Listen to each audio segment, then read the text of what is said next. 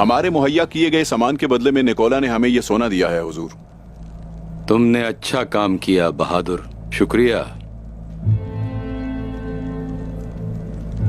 अब तुम जा सकते हो।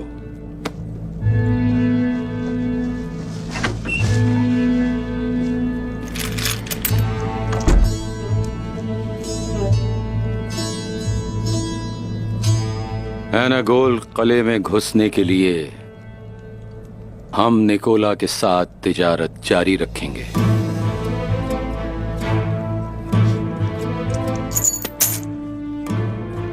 और उस्मान साहब, हाँ, वो भी हमें गद्दार समझते हैं बाकी लोगों की तरह।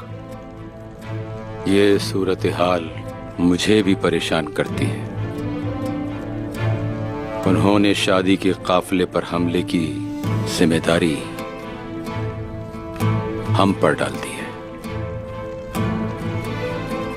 निकोला को घोड़े फरोख्त करने का हमारा असल मकसद आप उन्हें क्यों नहीं बता देते? फिल वक्त हम उस्मान साहब और उनके कबीले की नजरों में गद्दार हैं। हम अपना मंसूबा आश्कार नहीं कर सकते